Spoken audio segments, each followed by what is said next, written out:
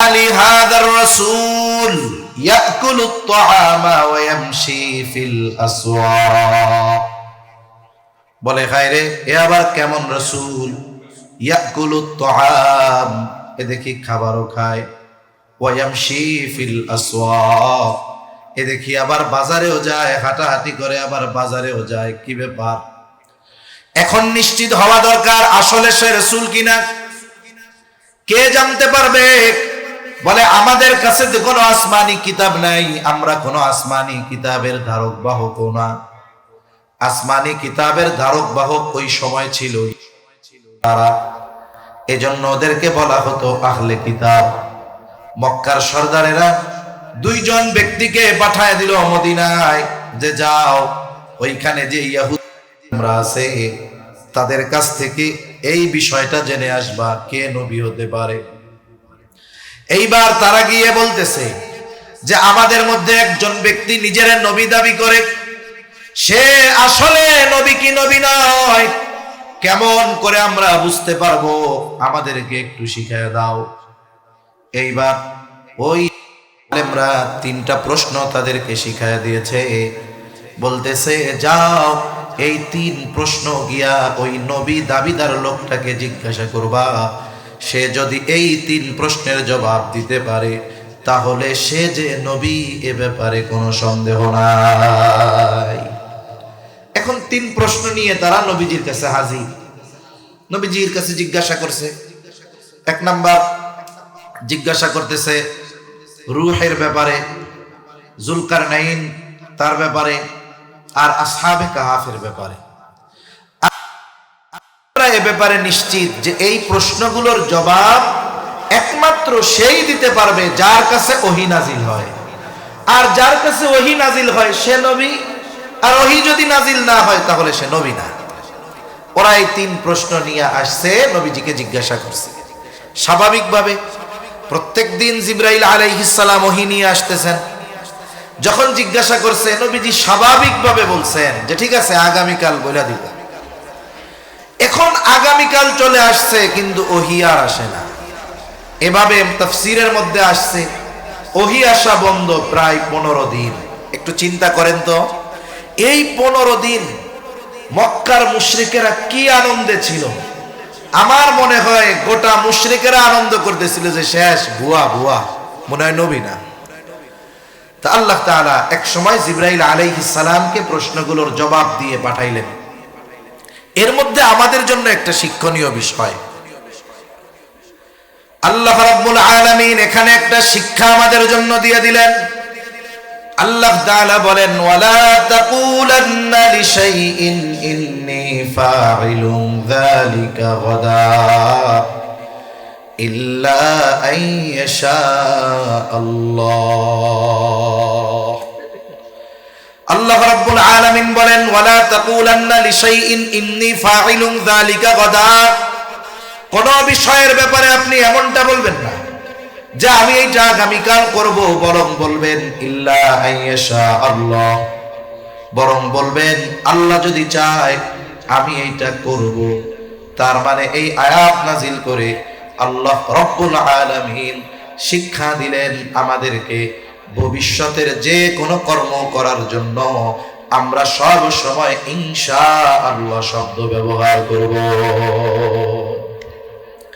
এই যে 15 দিনের বিলম্ব হইছে এর মধ্যে অনেক কারণ আছে বুজুর্গানে দিন বলেন একটা কারণ হলো এইটা যখন ওহী আসে নাই বলেন তো এই না আসার কারণে অমুসলিম যারা কাফের যারা খুশি হইছে না বেজার হইছে 15 দিনে কি পরিমাণ খুশি হইছে এখন 15 দিন পরে তো ওদের খুশি আকাশ চুম্বি আর যখন আল্লাহ এই প্রশ্নগুলোর জবাব দিয়া পাঠাই দিছে বিশাল বেলুন পটাশ করে ফুটে গেছে তার মানে সাথে সাথে যদি আল্লাহ তাআলা জবাব দিয়েই দিতেন তাহলে তাদের কষ্ট যতটা লাগতো 15 দিন বিলম্ব হইছে ঠিক নবীজি সাল্লাল্লাহু আলাইহি ওয়াসাল্লামের পেরেশানি বাড়ছে ঠিক কিন্তু ওরা যে কতটা আশাহত হইছে এটা কল্পনাও করা যাবে না ঠিক কিনা বলেন বিলম্ব হইছে ঠিক কিন্তু ওরা যে আশা করছিল যারে নবী তো নাই বিশাল আকারে আনন্দের বেলুন ফুটাইছে জবাব আসছে আর পটাশ করে ফুটে গেছে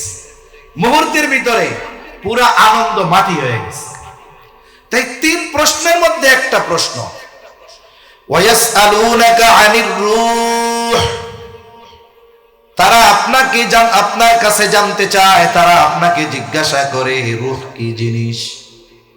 আল্লাহ তাআলা বলেন, কুলির রূহু মিন আমরি রাব্বি, আপনি বলেন রূহ হলো আমার রবের আদেশ, আমার রবের প্রত্যাদেশ। তার মানে আমার আপনার হার্ট রক্ত সঞ্চালন করবে কতদিন? বলে রবের আদেশ থাকবে যতদিন। বলে আমার আপনার হার্ট এক সময় রক্ত সঞ্চালন বন্ধ করে দিবে কখন? বলে আমার রবের নির্দেশ হবে যখন। এখন রূহ দেখতে কেমন, আকার কেমন, আকৃতি কেমন? আল্লাহ তাআলা বলে, বান্দা এত কিছু বোঝার মতো জ্ঞান তোমার তো দেওয়া হয় না। আল্লাহ তাআলা বলেন, ওয়ামা উতিতুম মিনাল ইলমি ইল্লা কালিলা। যারা ঈমানদার, বাস্তবিক অর্থে যারা প্রকৃত মুমিন, এরা কোনো সময় টেনশনে ভোগে না। এই পৃথিবীর উন্নত দেশগুলো, যেগুলো যত উন্নত দেশ দেখবেন তাদের দেশে তত হতাশা বেশি, আর মানুষ হতাশাগ্রস্ত হয়ে আত্মহত্যা করে বেশি। এই পৃথিবীতে টেকনোলজির দিক দিয়ে যেই দেশগুলো, এর মধ্যে একটি দেশ জাপান। জাপানকে পৃথিবীর অন্যতম চির বসন্তের দেশ বলা হয়। জাপানের মানুষকে বলা হয় এরা খুব সুখী, কিন্তু বাস্তবতা কি? যে এদের দেশে আত্মহত্যার প্রবণতা বেশি। এমনকি একটা জঙ্গল আছে যেখানে গিয়ে বছরে হাজার হাজার মানুষ আত্মহত্যা করে। আবার পৃথিবীর উন্নত দেশগুলোর মধ্যে একটি দেশ সুইজারল্যান্ড, যাকে বলা হয় এই পৃথিবীর যদি প্রথম 3টি দেশ ধারাবাহিকভাবে 1, 2, 3 শান্তির দিক দিয়ে, নিরাপত্তার দিক দিয়ে সুইজারল্যান্ড 1, 2 বা 3-এ থাকবে, এমন একটা দেশ। বলে ওই দেশে মানুষ ডিপ্রেশনে ভুগে আত্মহত্যা করে। ওই দেশের গভর্নমেন্ট কি আইন করছে যে কেউ যদি মরতে চায় তাহলে সে গভর্নমেন্টের কাছে আবেদন করবে। প্রথম তার কারণ দর্শাবে যে সে এই কারণে দুনিয়ায় আর বাঁচতে চায় না। এরপরে গভর্নমেন্টের পক্ষ থেকে তার কারণগুলো যাচাই বাছাই করা হবে। যদি এই কারণের সত্যতা থাকে, এরপরে অপশন থাকে সে কোন পদ্ধতিতে মরতে চায়। সে কি গুলি খেয়ে মরবে, নাকি গলায় ফাঁস দিয়া মরবে, নাকি আগুনে পুড়া মরবে, সে অপশন দিবে সেইভাবে মরতে চায়। এরপরে নিরপেক্ষ তদন্ত সাপেক্ষে সে যেভাবে মরতে চাইছে ওইভাবে মরার ব্যবস্থা করা হবে। আবার কয়েক বছর আগে দেখলাম যে একটা মেশিন আবিষ্কার করছে যাতে মানুষের মরতে সহজ হয়। কি মেশিন? বলে এই মেশিনের মধ্যে যদি কেউ মরে তাহলে সে যে মৃত্যুর কষ্ট হইছে এটা তার হবে না। তা আমার কথা হলো, কোরআন বলেছে যে মৃত্যুর যন্ত্রণা সত্য, ওয়াজাআত সাকরাতুল মাউতি বিল হক, সাকরাতে মাউত এটা সত্য। এখন কোন ব্যক্তি ওইটার মধ্যে মরার পরে খবর দিল যে আমি মরছিলাম, কষ্ট হয়নি? এটা তো একজন ব্যক্তির খবর দিতে হবে, এরপরে আমরা বিশ্বাস করব, ঠিক কিনা বলেন? শরীয়তে ইসলামে অনেক কিছু আছে আমরা দেখি নাই, কিন্তু এমন ব্যক্তি দেখছে যার কথাকে আমরা বিশ্বাস করি, ঠিক কিনা বলেন? এজন্য যদি কেউ বলে যে ইসলাম মানেন পাইলেন কই, আমরা তো বলি যে ওইরকম একজন ব্যক্তি দেখাও যে মারা যাওয়ার পরে বলছে যে আমার কষ্ট লাগে নাই। আমরা ইসলাম মানি যেগুলো আমরা দেখি নাই, যেগুলো আমাদের অজানা। এই বিষয়গুলো আমরা এমন মানুষের মাধ্যমে জেনেছি যে তার গোটা হায়াতে একটা মিথ্যা কথাও বলে নাই, ঠিক কিনা বলে? এক কথা থেকে অন্যদিকে চলে যাইতেছি আর কি। এখন আসেন, যেহেতু কথায় কথা আসলে একটু আগাই। আল্লাহ তাআলা বললেন, ওয়ামা উতিতুম মিনাল ইলমি ইল্লা কালিলা। আল্লাহ তাআলা বলেন আপনি বলে দেন রূহ এটা রবের আদেশ, আর তোমাদেরকে অতি সামান্য জ্ঞান দেওয়া হয়েছে। এই কথার পরে এই কথা কেন? প্রথমে আসেন আমরা জানি আমাদের জ্ঞান কতটুকু। কোরআনুল কারীমের মধ্যে একটা শিক্ষা সফরের ঘটনা আছে। এখন তো আমাদের দেশ থেকে অনেক শিক্ষা সফরে যাওয়া হয়। কিছু সফর আছে নামে শিক্ষা সফর, কিন্তু বাস্তবে হলো কুশিক্ষার সফর। সুশিক্ষার সফর কোন সফর? দাওয়াত ও তাবলীগের সফর, চিল্লার সফর, উমরার সফর, হজের সফর, জ্ঞান অর্জন করার সফর, ঠিক কিনা বলেন? যেসব সফর গোনা কেন্দ্রিক, যে ওখানে গেলে গোনা হবে অথবা গোনাকে কেন্দ্র করে সফর, এ ধরনের সফর সুশিক্ষার সফর হতে পারে না। কোরআনুল কারীমে একটা শিক্ষা সফর আছে, খিজির এবং মূসা আলাইহিস সালাম, এই দুইজনের একটা শিক্ষা সফর। খিজির আলাইহিস সালামের কাছে আল্লাহ তাআলা মূসা আলাইহিস সালামকে পাঠিয়েছেন। লম্বা ঘটনা, আমি মূল কথাটা শুধু বলবো আর কি। এখন কেন পাঠাইছে? খিজির আলাইহিস সালামকে আল্লাহ তাআলা জানাইছে। কাহিনী কি? মূসা আলাইহিস সালাম একদিন উম্মতের মধ্যে বয়ান করতেছে। আল্লাহ তাআলা যেই নবীকে যেই এলাকার জন্য পাঠিয়েছেন, ওই এলাকার মধ্যে সবচাইতে বেশি জ্ঞান আল্লাহ তাআলা ওই নবীকে দিয়েছেন, এটা স্বাভাবিক। এখন কি হলো, বয়ানের পরে এক ব্যক্তি জিজ্ঞাসা করতেছে সবচাইতে বড় আলেম কে? তা মূসা আলাইহিস সালাম এই দিক বিবেচনা করে যে ওনার উম্মতের মধ্যে উনি সবচেয়ে বড় আলেম, স্বাভাবিক বিষয়, উনি বলছে আমি সবচাইতে বড় আলেম। এটা ওনার জবাব স্বাভাবিক। কিন্তু আল্লাহ সুবহানাহু ওয়া তাআলা তিনি চেয়েছেন কি সেটা তিনিই ভালো জানেন। তিনি পাঠাই দিয়েছেন খিজির আলাইহিস সালামের কাছে। তার মানে এই পৃথিবীতে এমনও কিছু জ্ঞান আছে যেগুলো আমাদের জানাই নেই। তা মূসা আলাইহিস সালাম খিজির আলাইহিস সালামের সাথে দেখা, লম্বা কথোপকথনের পর খিজির আলাইহিস সালাম তিনি মূসা আলাইহিস সালামকে সাথী বানাইতে রাজি হইছেন শর্তের আলোকে। এখন দুজনের সফর শুরু। প্রথম সফর কি? নৌকার মধ্যে দুইজনে একটা নৌকায় উঠছে, একটা দরিয়া পাড়ি দিবে, সমুদ্র পাড়ি দিবে, দুইজনে নৌকায় উঠছে। নৌকা যখন চলতেছে মাঝ দরিয়ায়, হঠাৎ দুইজনের চোখে একটা দৃশ্য ধরা পড়লো। দুজনেই দেখতে পেলেন সমুদ্রের মধ্যে উড়ন্ত অবস্থায় একটা পাখি ঠোঁট লাগায় পানি পান করতেছে। খিজির আলাইহিস সালাম মূসা আলাইহিস সালামকে বলতেছে, ভাই মূসা, এই দৃশ্যটা কি দেখছেন? বলে হ্যাঁ দেখলাম। এইবার মূসা আলাইহিস সালামকে খিজির আলাইহিস সালাম বলে, ভাই আল্লাহ তাআলার জ্ঞান যদি হয় গোটা সমুদ্র পরিমাণ, সেই তুলনায় গোটা সৃষ্টি জগতের জ্ঞানের পরিমাণ ওই পাখির ঠোঁটে লেগে থাকা পানির চাইতেও বেশি নয়। আল্লাহর জ্ঞান যদি হয় গোটা সমুদ্র পরিমাণ, গোটা সৃষ্টি জগতের সকলের জ্ঞান আল্লাহর জ্ঞানের তুলনায় ওই এক ফোঁটা পাখির ঠোঁটে লেগে থাকা পানির চাইতেও কম। সুবহানাল্লাহ বলে। অথচ দেখুন এই জ্ঞান, যেটা তো বন্টন করারও ক্ষমতা নেই, তাহলে আমরা যে কত কম জ্ঞানী, আমাদের অজ্ঞতা যে কত, আমাদের ইলম যে কত কম, এটাও নির্ণয় করার মতো কোনো ক্যালকুলেটর আমাদের কাছে নেই। অথচ এতটুকু জ্ঞান থেকে একটা মানুষ জ্ঞান পাওয়ার পরে সে স্রষ্টার অস্তিত্বে অস্বীকারী হয়ে যায়, এটা আজীব লাগে। আল্লাহ তাআলা বুঝবার তৌফিক দান করেন। তা মূল কথাটা কি, যে দেখুন রূহ যদি দেহ থেকে বের হয় আর কোনো দাম আছে দেহের? এবার কি হবে?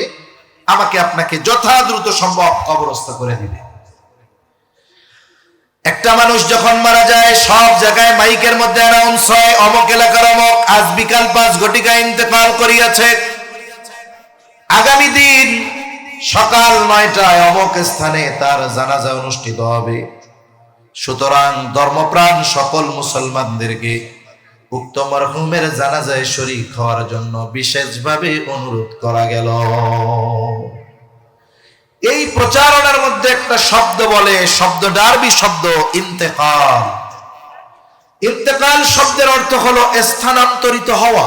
তার মানে চূড়ান্তভাবে নিঃশ্বাস হয়ে যাওয়া নয়, বরং এক জায়গা থেকে আরেক জায়গায় যাওয়া। অনেক সময় হয় না, আপনাদের হাটহাজারীতে মনে করেন যে কোনো একটা ব্যাংকের ব্রাঞ্চ আছে এক বিল্ডিং এ, ওইখান থেকে নিয়ে গেছে আর এক বিল্ডিং এ।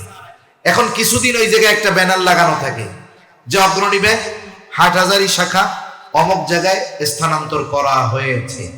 তার মানে এখানে ছিল, ওখানে নেওয়া হয়েছে করে, মানে এতকাল এই দেহের সাথে দুনিয়ার জগতে ছিল, এখন চলে গেছে আলমে বরজখ। আলমে বরজখ লোকচক্ষুর অন্তরালের এক জগৎ।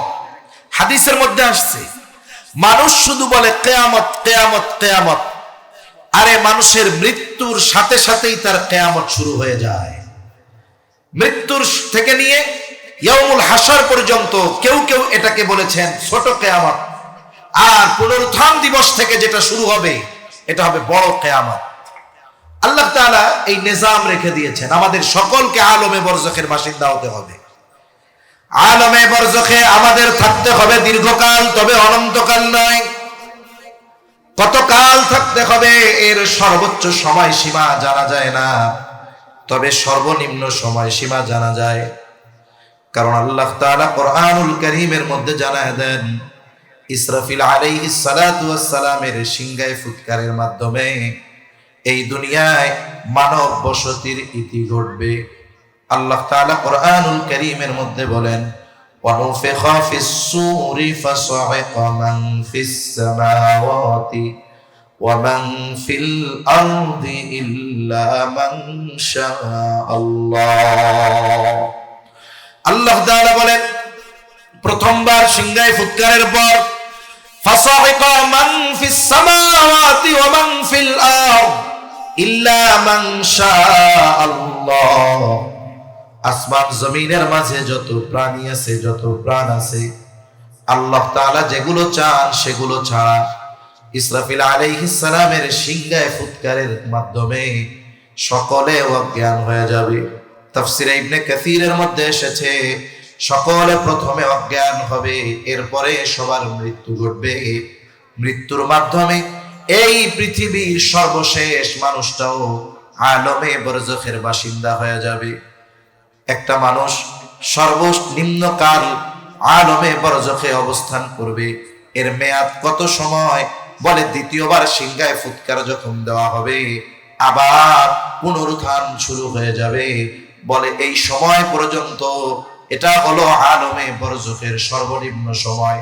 তার মানে দুই সিংহায় ফুৎকারের মধ্যবর্তী সময়কালটা হলো আলমে বরজখে অবস্থানের সর্বনিম্ন মেয়াদকাল। তাহলে দ্বিতীয়বার সিংহায় ফুৎকার দেওয়া হবে কত সময় পর? হাদিসের আলোকে তাফসীরের মধ্যে এসেছে, প্রথম সিংহায় ফুৎকারের পর কমপক্ষে 40,000 বছর পরে দ্বিতীয়বার সিংহায় ফুৎকার দেওয়া হবে। এই দৃষ্টিকোণ থেকে সর্বশেষ যেই মানুষটা এই পৃথিবী থেকে বিদায় নিবে তাকেও কমপক্ষে 40,000 বছর আলমে বরজখে অবস্থান করা লাগবে। পুনরায় সিংহায় ফুৎকারের মাধ্যমে মানুষকে পুনরুত্থিত করা হবে। আল্লাহ তাআলা বলেন, সুম্মা নুফিখা ফীহি উখরা ফাইযা হুম কিয়ামুন ইয়ানজুরুন। আল্লাহ তাআলা জানায় দেন, অতঃপর সিংহায় ফুৎকার দেওয়া হবে দ্বিতীয়বার। প্রত্যেকে তার অবস্থান স্থল থেকে উঠে দাঁড়িয়ে যাবে, তাকায় দেখতে থাকবে কি হচ্ছে এগুলো। চোখের সামনে দেখবে একেবারে কিচ্ছু নাই, ওইটাও আল্লাহ তাআলা আবার তার জায়গা থেকে উঠায় ফেলেছেন। কোরআনুল কারীমের মধ্যে আল্লাহ তাআলা সূরা ইয়াসিনের মধ্যে বলেন, ওয়ানুফিখা ফিস সূরি ফাইযা হুম মিনাল আজদাসি ইলা রাব্বিহিম ইয়ানসিলুন। আল্লাহ তাআলা বলেন, এখানে দ্বিতীয়বার সিংহায় ফুৎকার উদ্দেশ্য। দ্বিতীয়বার সিংহায় ফুৎকারের পর প্রত্যেককে তার অবস্থান স্থল থেকে উঠায়া দেওয়া হবে। শুধু তাই না, ইলা রাব্বিহিম ইয়ানসিলুন, প্রত্যেকেই তাদের রবের দিকে ছুটতে থাকবে। তার মানে মানুষেরা উঠবে, দেখবে কি হচ্ছে, ছুটতে থাকবে রবের দিকে।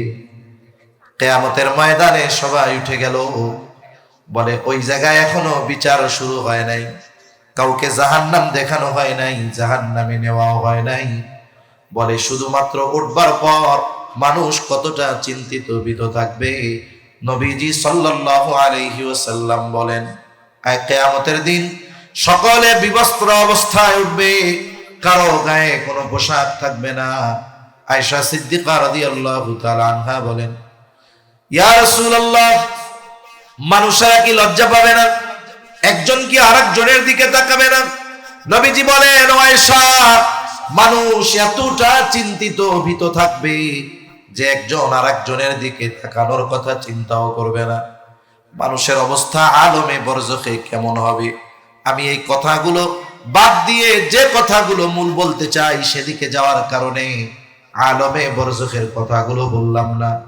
আলমে বরজখে যারা শাস্তি ভোগ করবে ওরা মনে করবে এটাই মনে হয় জাহান্নাম, আর যারা আলমে বরজখে শান্তিতে থাকবে ওরা মনে করবে এটাই মনে হয় জান্নাত। চিন্তা করেন, ওই মানুষগুলো যখন হাসরের ময়দানে উঠবে, যারা মনে করতেছিল কবর জগৎ এটা ছিল জাহান্নাম, হাসরের ময়দানে উঠার পর ওরাও মনে করবে আমরা মনে হয় কবর জগতে ঘুমাইছিলাম।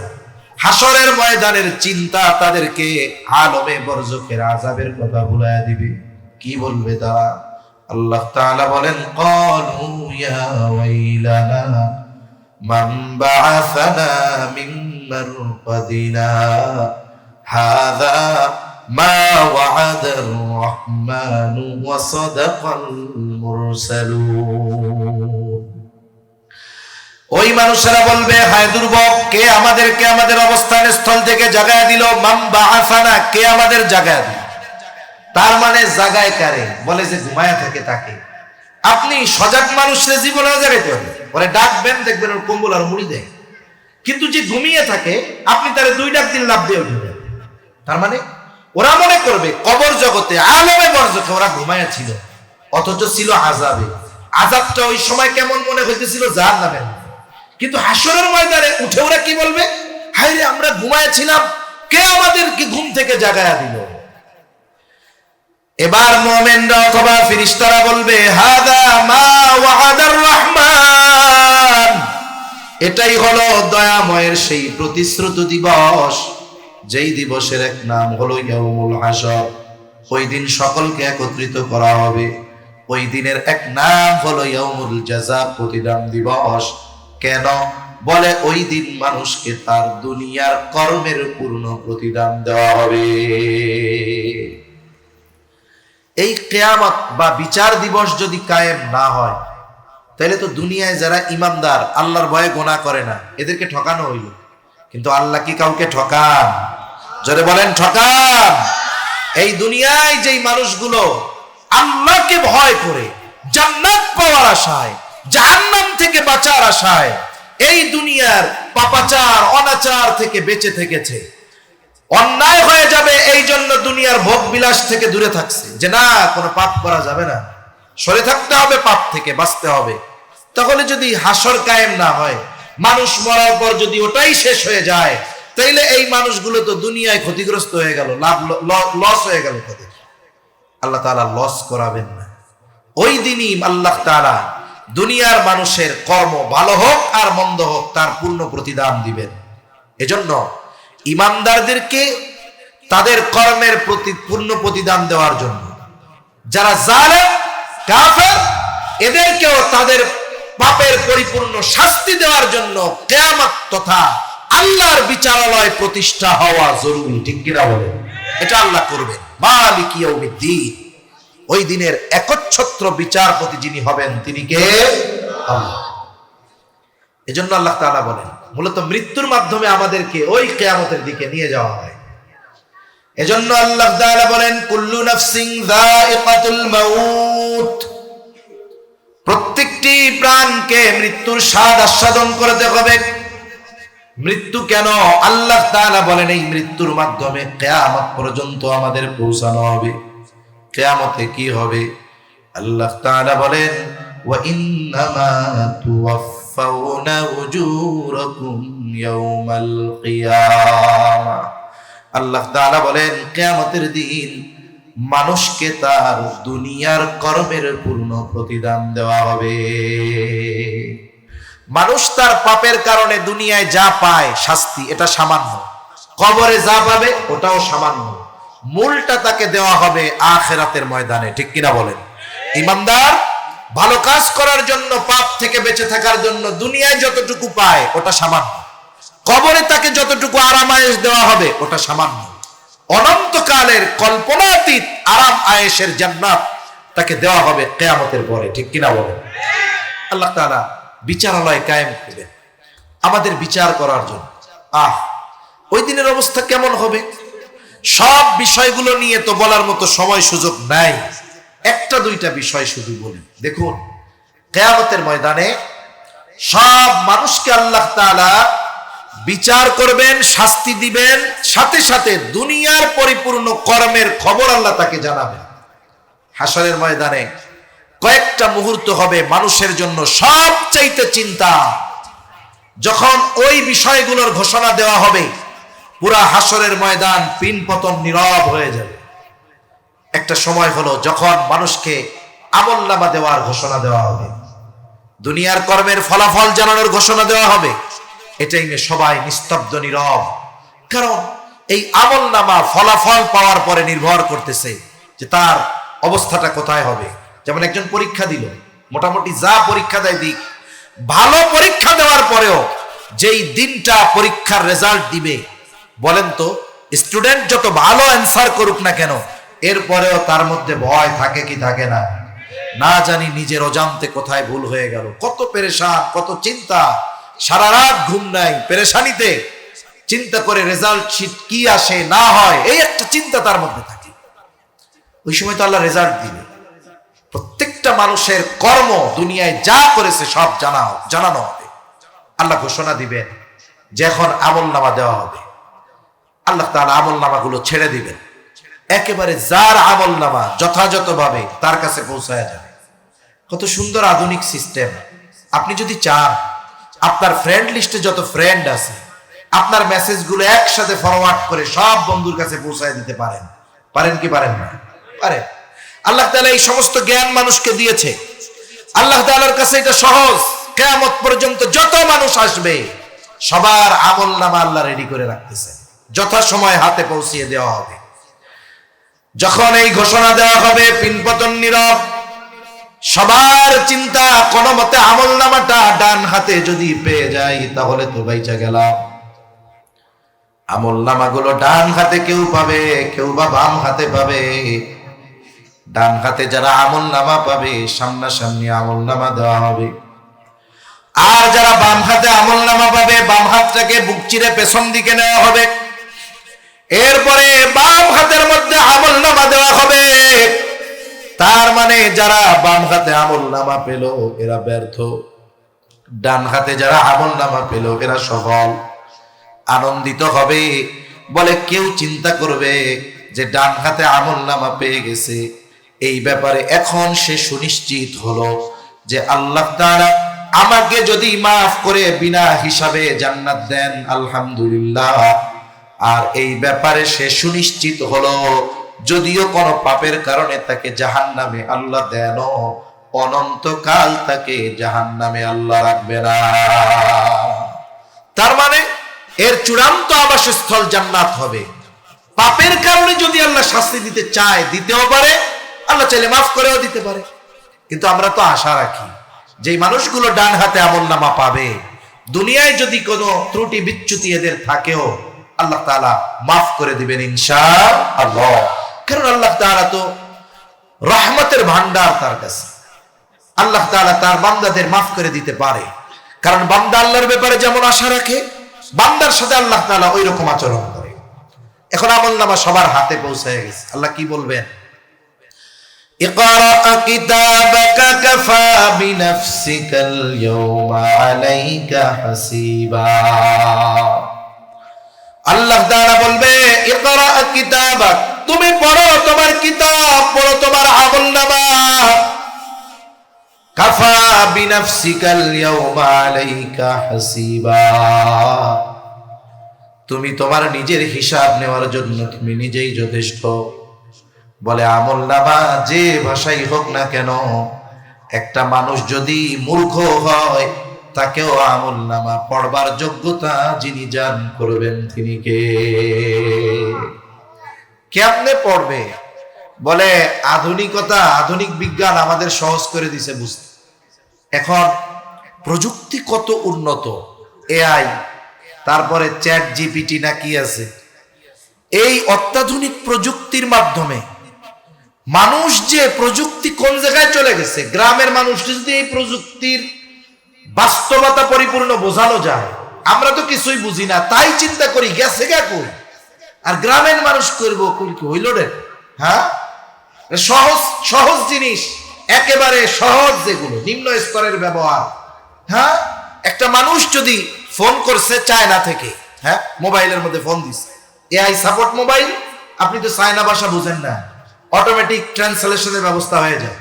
আপনার স্ক্রিনে ওর চায়না কথা বলার সাথে সাথে বাংলায় উঠে যাবে, আপনি বাংলায় জবাব দিবেন, ও চায়না ভাষায় শুনতে পাবে। তাহলে এই পৃথিবী এখন একটা গ্লোবাল ভিলেজ হয়ে যাচ্ছে, একটা গ্রামের মতো হয়ে যাচ্ছে। পৃথিবী এখন কেমন যেন হাতের মুঠো হয়। মুহূর্তের ভিতরে আপনি পৃথিবীর অপর প্রান্তের একজন মানুষ, আপনি তার সাথে আপনার মনের কথা লেনদেন করতে পারতেছেন, তার ভাষা আপনি মুহূর্তের ভিতরে বুঝতে পারতেছেন। এই যে বিজ্ঞানের উৎকর্ষতা, এগুলো মানুষের জেহেনের মধ্যে, ব্রেনের মধ্যে ঢেলে দিয়েছেন কে? জোরে বলেন না কে? আল্লাহ ঢেলে দিয়েছেন।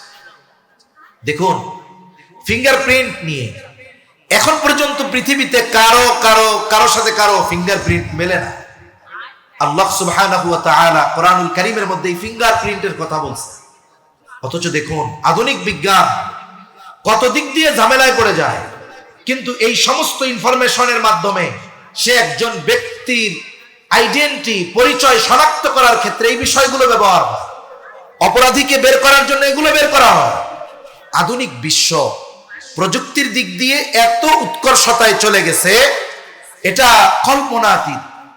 যে আল্লাহ মানুষকে এরকম জ্ঞান দান করলেন, মানে এখন আমাদের অবস্থা কি, যে প্রযুক্তি এরপরে আরো কি উন্নত হতে পারে এটা ভাবতেও আমাদের মাথার মধ্যে চিন্তা ভাবনা হয়, কিছু বুঝি না যে এরপরে আর কি ভালো হইতে পারে, প্রযুক্তি মানুষ আরো কি বানাইতে পারে, এটাও চিন্তা ধরে না মাথার মধ্যে। যে আল্লাহ মানুষকে এত জ্ঞান দিলেন, ওই আল্লাহ কিয়ামতের ময়দানে আমলনামা যেই ভাষাই হোক, বলেন তো পড়বার যোগ্যতা দিতে পারবেন কি পারবেন না? এবার ওরা পড়বে, পড়া কি বলবে? মালি হাযাল কিতাব লা ইউগাদিরু সাগীরাতান ওয়ালা কাবীরাতান ইল্লা আহসাহা। পরে বলবে, হায় রে, এটা কেমন কিতাব, একটা ছোট বড় গোনাও এখান থেকে ছুটে যায় নাই। একেবারে ক্ষুদ্র থেকে ক্ষুদ্রাতীত, বৃহৎ থেকে বৃহত্তর সবকিছুই আমলনামার মধ্যে থাকবে। ডান হাতে যে আমলনামা পাইছে সে কত আনন্দিত। আল্লাহ তাআলা কোরআনুল কারীমের মধ্যে বলেন, ফাআম্মা মান উতিয়া কিতাবাহু বিয়ামিনি ফায়াকুলু হাউম ইকরাউ কিতাবিয়া ইন্নী যানানতু আন্নী মুলাকিন হিসাবিয়া। আমি আসলে 1 ঘন্টা প্রায় কথা বলতেছি, আমার 1 ঘন্টার কথা সব আপনাদের বলা বা মনে রাখা উদ্দেশ্য না। আমি শুধু 2-1টা কথা শুধু আপনারা যেন একটু নিজেদের ব্রেনে নেন, আপনাদের চিন্তার খোরাক যেন হয়। আমি এতটুকু কথাই বলবো আমার কথা শেষের দিকে। এখন ডান হাতে যে আমলনামা পেল সে তো সফল। কিয়ামতের ময়দানে তার অভিব্যক্তি কেমন হবে? ও আমলনামাটা পেয়ে এত খুশি হবে, সে কি বলবে? অন্যান্যদেরকে ডেকে বলবে, ফায়াকুলু হাউম ইকরাউ কিতাবিয়া, এই তো আমার আমলনামা, এই তো আমার কিতাব, তোমরা পড়ো আমার আমলনামা। এবার সে আমলনামা ডান হাতে পাওয়ার কারণটাও সে কেমন যেন বলে দিবে। সে বলবে, ইন্নী যানানতু আন্নী মুলাকিন হিসাবিয়া, আমি আমলনামা ডান হাতে কেন পেয়েছি জানো? আমি এই হিসাব যে আল্লাহর সামনে দিতে হবে, আমার জীবনের কর্মের হিসাব যে আল্লাহর সামনে দেওয়া লাগবে, এই ব্যাপারে আমি দৃঢ় বিশ্বাসী ছিলাম। আন্নী মুলাকিন হিসাবিয়া ইন্নী যানানতু আন্নী মুলাকিন হিসাবিয়া, আমি এই ব্যাপারে দৃঢ় ধারণা রাখতাম যে আমাকে হিসাবের মুখোমুখি হওয়া লাগবে। একটা জিনিস চিন্তা করেন, এই পৃথিবীতে অপরাধ দূর করার জন্য কত প্রযুক্তি, সিসি ক্যামেরা সহ আরো অনেক উন্নত প্রযুক্তি আছে। এরপরেও বলেন তো এই পৃথিবী থেকে সময়ের সাথে সাথে অপরাধ বাড়তেছে না কমতেছে? একটা মানুষের যত সময় তার মনুষ্যত্বের পরিবর্তন না হবে, আল্লাহর কসম, তার চিন্তার পরিবর্তন যতক্ষণ না হবে ততক্ষণ পর্যন্ত তার মধ্যে পরিপূর্ণ মনুষ্যত্ব প্রবেশ করবে। একমাত্র দিন, ঈমান, আল্লাহর প্রতি বিশ্বাস, আখিরাতের ভয় মানুষদেরকে বাস্তব মানুষে পরিণত করতে পারে, এছাড়া সম্ভব নয়। এখন দেখুন, কারো অন্তরে যদি এই বিশ্বাস দৃঢ়ভাবে থাকে যে আমি দুনিয়ায় যেই কাজগুলো করতেছি এগুলো দুনিয়ার আইনকে ফাঁকি দিতে পারবো, দুনিয়ার মানুষকে আমি ফাঁকি দিতে পারবো, আমার পাপের ব্যাপারে এই পৃথিবীর একটা মানুষও জানবে না, কিন্তু আমার রবের সামনে আমার প্রত্যেকটা কর্মের হিসাব দেওয়া লাগবে। বলেন তো, এই চিন্তা যদি কারো অন্তরে দৃঢ়ভাবে বদ্ধমূল হয়ে যায়, আল্লাহর কসম এই দুনিয়ার কোনো আইন লাগবে না, সে একজন ভালো চরিত্রবান মানুষে পরিণত হয়ে যাবে। ঠিক কিনা বলেন? মনে রাখবেন, মানুষের চিন্তার পরিবর্তন না আসলে মানুষের কর্মের পরিবর্তন আসে না। আমার আপনার চিন্তার মধ্যে এটা গেঁথে নিতে হবে যে আমি একাকী গুনাহ করতেছি, মোবাইলে কেউ দেখে না, আমার আল্লাহ দেখতেছে। আল্লাহ তাআলা আমার এই সময়গুলোর হিসাব নেবেন। কিয়ামতের দিন আমাকে আপনাকে আল্লাহর সামনে আমার কর্মের হিসাব দিতে হবে, আমার হায়াতের হিসাব দেওয়া লাগবে স্পেসিফিক ভাবে, আলাদা ভাবে। গোটা হায়াতের হিসাব তো দিতেই হবে, সাথে সাথে বিশেষ করে যারা যুবক আছে, যুবতী আছেন, শুনছেন, দেখছেন, এদেরকে স্পেসিফিক ভাবে আল্লাহ তাআলা আমাদের যৌবনকালের ব্যাপারে জিজ্ঞাসা করবে। এখন তো তারুণ্যকে উড়বার সময় বলা হচ্ছে যে তুমি ইউনিভার্সিটির স্টুডেন্ট, এখন তোমার তারুণ্য, তুমি উড়ো, তোমার যা মন চায় তুমি করো, এখনই তো তোমার লাইফ এনজয় করার টাইম। অথচ দেখুন, ইসলাম বিদ্বেষীরা আমাদের যৌবনকাল গোনায় কাটানোর জন্য উদ্বুদ্ধ করে, আর মুহাম্মাদুর রাসূলুল্লাহ সাল্লাল্লাহু আলাইহি ওয়াসাল্লাম যৌবনকালে পাপ থেকে বেঁচে ভালো কাজের দিকে আমাদেরকে আহ্বান করে। এজন্য রাসূল আকরাম সাল্লাল্লাহু আলাইহি ওয়াসাল্লাম আরশের ছায়ায় যেই 7 শ্রেণীর মানুষের স্থান পাবে, আমার মতো আলেমের কথা বলেন নাই, নবীজি যুবকদের কথা বলেছেন। তাশাবুন নাশা ফি ইবাদাতিল্লাহ, বলে যেই যুবক তার যৌবনকাল ইবাদতের মাধ্যমে অতিবাহিত করেছে, বলে ওই যুবক আরশের ছায়ায় স্থান পাবে। সুবহানাল্লাহ। এর দ্বারা কি বোঝা? অনেক সময় বিভিন্ন কোম্পানি আমাদেরকে বিভিন্ন অফারের ঘোষণা দেয় না? অফারের ঘোষণা কেন দেয়? বলে যে আমার পণ্য কিনেন। এখন ডাইরেক্ট পণ্য কিনতে বললে তো 10 জনে কিনবে না, কিন্তু যখন অফার ঘোষণা দেয় যে এই পণ্যটা কিনলে লটারি আছে, রেফেল ড্র আছে, কুপন কিনতে পারবেন, পুরস্কার পাবেন, এ কথার দ্বারা এটাই বোঝায় যে তুমি আমার পণ্যটা কিনো। নবীজি যুবকদের আগে অফারের ঘোষণা দিয়ে বোঝাচ্ছেন যে শোনো, এ যৌবনকাল এটা এমন সময় নয় যে তোমার যা মন চায় তুমি করবা, বরং তুমি যৌবনকালটা ইবাদতের মাধ্যমে কাটাও। লাভ কি হবে বলেন তো? একজন যুবক মানুষ যখন গভর্নমেন্ট জবে ঢুকে, মনে করেন আর্মির চাকরি করতেছে, সে 20 বছর থেকে 50 বছর পর্যন্ত সার্ভিস দিল। এই যে তার যৌবনকাল, একেবারে জীবনের সবচাইতে যেই সময়টা তার মধ্যে স্পিরিট ছিল, এটা সে গভর্নমেন্ট জব করে কাটাইছে, সার্ভিস দিয়ে কাটিয়েছে। সে যদি যথাযথভাবে তার দায়িত্ব পালন করে, 50 বছরে যখন সে অবসরে যাবে, বলেন তো গভর্নমেন্ট তারা কি খালি হাতে পাঠিয়ে দিবে নাকি? তাকে হিউজ পরিমাণ টাকা দিবে, সাথে সাথে প্রতি মাসে তার যে বেসিক বেতনটা ওই সময় থাকবে, এটা তাকে পেনশন হিসেবে দেওয়া হবে। তাহলে বোঝা গেল, কর্মকালীন সময় যদি সে যথাযথভাবে কর্ম করে, বৃদ্ধকালীন সময় পয়সা ফ্যাসিলিটি পাবে। হাদিসের মধ্যে আসছে, কোন ব্যক্তি যদি সুস্থ অবস্থায় কোনো আমল ধারাবাহিকভাবে করে, এখন অসুস্থ হয়ে গেছে, বুড়া হয়ে গেছে, করতে পারে না, আগে নফল ইবাদত করতো, রোজা রাখতো কন্টিনিউ, এখন সে বার্ধক্যে উপনীত হয়ে গেছে, করতে পারে না, কিন্তু তার আফসোস, আরে সুস্থ যখন ছিলাম, যুবক যখন ছিলাম, তখন আমরা কত কিছু করেছি, এখন তো পারতেছি না। এই যে এটারও দাম আল্লাহ তাআলার কাছে অনেক। এই জন্য কি হবে বলে, কিয়ামতের ওই দুনিয়ার ওই বার্ধক্যকালীন সময় আল্লাহ সুবহানাহু ওয়া তাআলা ওই ব্যক্তিকে সুস্থকালীন সময়ে যৌবনকালে যেই ইবাদতগুলা করত, ওই ইবাদতের সমপরিমাণ সওয়াব না কইরাই আল্লাহ রাব্বুল আলামিন তাকে দিয়ে দিবে। সুবহানাল্লাহ। একটু জিনিস চিন্তা করে দেখেন যে আমাদের অবস্থা কোথায় গেল।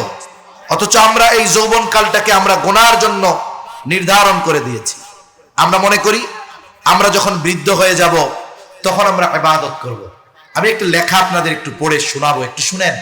অনেক যুবক ভাই আছে, আমরা তো 18 বছরের আগ পর্যন্ত মনে করি এটারে ফিডারে খাওয়াইতে হবে, এটা কিশোর, এটা যখন অপরাধ করে তখন 18 বছর বয়সের কম হওয়ার কারণে গুরুতর অপরাধটাও তার জন্য লঘু অপরাধে পরিণত হয়ে যায়, ঠিক কিনা বলে? কিন্তু মনে রাখতে হবে, ইসলামের সলিউশন হলো একটা ছেলে সর্বশেষ প্রাপ্তবয়স্ক হওয়ার সময়সীমা হলো আরবি হিসাবে 15 বছর, এটা ইংরেজি হিসাবে হয় 14 বছর 7 মাস। তার মানে একটা ছেলের যখন 14 বছর 7 মাস, খ্রিস্টীয় তারিখ হিসাবে তাকে আর নাবালক বলার কোনো সুযোগ ইসলাম রাখে নাই, সে তখন প্রাপ্তবয়স্ক একজন মানুষ। এখন দেখুন, আমাদের দেশে আমরা মনে করি 14 14.5 বছর এটা নাবালক, কিন্তু শরীয়তের নীতিমালা ও বালক হয়ে গেছে। 12 বছরেও বালেক হতে পারে, 13 বছরেও হতে পারে, 13.5তেও হতে পারে, 14তেও হতে পারে, কিন্তু আমরা আমাদের এই সময়গুলোকে মনে করি যে এখনো সে শিশু মানুষ। কিন্তু ইসলাম যাদের হাতে বিজয় হয়েছে, রাসূল আকরাম সাল্লাল্লাহু আলাইহি ওয়াসাল্লাম যখন দাওয়াত দিয়েছেন, মুসলমান যারা ছিল প্রথম অবস্থায় 50 বছরের উপরে বয়স ছিল অল্প কয়েকজনের, এরপরে 35-এর উপরে ছিল তার চেয়ে একটু বেশি। নবীজি যখন মক্কায়, তখন সবচাইতে বেশি মুসলমান যারা ছিল তাদের বয়স ছিল সব 20-এর নিচে, 20 বছরের নিচে তারা মুসলমান সবাই। কোথায়? বলো, এই মক্কার মধ্যে। একটু চিন্তা করেন, নবীজির ইন্তেকালের সময় রাসূল আকরাম সাল্লাল্লাহু আলাইহি ওয়াসাল্লামের অনেক সাহাবী আছে যাদের হাদিস আমরা শুনি, ইন্তেকালের সময় বয়স ছিল 12 বছর, 13 বছর, 14 বছর, এরকম ছিল। রাসূল সাল্লাল্লাহু আলাইহি ওয়াসাল্লামের দুইজন সাহাবী, ছোট বাচ্চা মুআজ আর মাআওয়াজ, আমরা তাদের ঘটনা শুনি। 13-14 বছর দুই ভাইয়ের কোথায় গেছে? বদরের যুদ্ধে গেছে। কয়জনের বিরুদ্ধে? 1000-এর বিরুদ্ধে 313 জন। বলে এই 313 জনের মধ্যে এইরকম ছোট ছোট 13-14 বছরের দুইজন। আর আমরা তো আমাদের 13 বছরের বাচ্চাকে বাসা থেকে বাজারে 1 কেজি চিনিও আনতে ভয়ে পাঠাই না, যে কি অবস্থা হয়ে যাবে। অথচ চিন্তা করেন, মুহাম্মদ বিন কাসেম এই উপমহাদেশে আসছে, বয়স ছিল তার 17 বছর, সেনাপতি হিসাবে আসছিলেন। রাসূল আকরাম সাল্লাল্লাহু আলাইহি ওয়াসাল্লামের নাতি বলা হয় ওসামা ইবনে যায়েদ রাদিয়াল্লাহু তাআলা আন। হায় হায়, 16-17 বছর বয়সে তাকে একটা সেনাবাহিনীর প্রধান বানায় দেওয়া হয়েছে।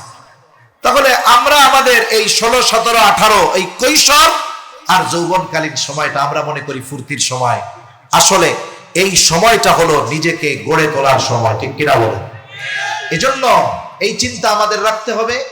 যৌবনের তাড়নায় অপরাধের ইচ্ছা হবে, কিন্তু এই চিন্তাও রাখতে হবে যে আমাকে আমার আল্লাহ দেখতেছে, আমার কর্মের হিসাব আমাকে আল্লাহর কাছে দিতে হবে। শয়তান বলবে একটু গোনা করেই ফেল, একটু স্বাদ নে, 2 দিন পরে তওবা করে ফেলিস। এই চিন্তা করে যারা গোনার দিকে অগ্রসর হবে, আস্তে আস্তে এক সময় পাপ থেকে ফিরে আসা তাদের জন্য কঠিন হবে, ঠিক কিনা বলেন? আমি যে কথা বলতেছিলাম, যে ডান হাতে আমলনামা যিনি পাবেন কিয়ামতের ময়দানে, উনি পাওয়ার এই একটা কারণে উনি বলবে, ইন্নী যানানতু আন্নী মুলাকিন হিসাবিয়া, আমি এই ব্যাপারে দৃঢ় ধারণা রাখতাম, বিশ্বাস রাখতাম যে আমাকে আমার কর্মের হিসাব কার সামনে দেওয়া লাগবে। সূরা কিয়ামত খুলে, ওই সূরা খুলেন হাক্কা, দেখেন এরপরে একটা কথাই তার আছে যে আমি এই ব্যাপারে দৃঢ় বিশ্বাসী যে আমার কর্মের হিসাব আল্লাহর সামনে দেওয়া লাগবে। তার মানে যেই ব্যক্তি তার জীবনের কর্মের হিসাব আল্লাহর সামনে দেওয়া লাগবে, এই চিন্তা করবে, তার বাকি সব কর্ম আশা করা যায় ভালো হয়ে যাবে। আবার যে বাম হাতে আমলনামা পাবে, কি আফসোস করবে। কেউ ক্ষমতা পেয়ে বাহাদুরি করে, কেউ সম্পদের বাহাদুরি করে, কেউ সন্তানের বাহাদুরি করে। বাম হাতে আমলনামা পাওয়া ব্যক্তি বলবে, ওয়া আম্মা মান উতিয়া কিতাবাহু বিশিমালিহি ফায়াকুলু ইয়া লাইতানি লাম উতা কিতাবিয়া ওয়া লাম আদরি মা হিসাবিয়া ইয়া লাইতাহা। হবে কার সামনে? এ বিশ্বাস আছে আমাদের সবার? আল্লাহ তাআলা আমাদের সকলকে এই বিশ্বাসের উপরে দৃঢ়তার সাথে থাকার তৌফিক দান করেন। সকলে বলি আমিন। ওয়া আখিরু দাওয়ানা আনিল হামদুলিল্লাহি রাব্বিল আলামিন। আসসালামু আলাইকুম ওয়া রাহমাতুল্লাহি ওয়া বারাকাতুহু। বিশেষ করে এই মাদ্রাসার দিকে আপনারা নজর রাখবেন। আমাদের প্রিয় বড় ভাই আলমগীর বিন কবির ভাই খুব পরিশ্রম করে মেহনত করে কত ঝড় ঝাপটা গেছে, আলহামদুলিল্লাহ কত সুন্দর এক পরিবেশ হইছে। দোয়ার মাধ্যমে আপনারা এই মাদ্রাসাকে সবসময় স্মরণে রাখবেন। আল্লাহ তাআলা তৌফিক দান করেন, বলি আমিন।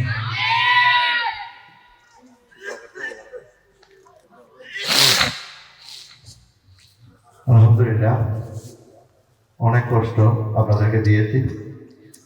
আমি বারবার বলি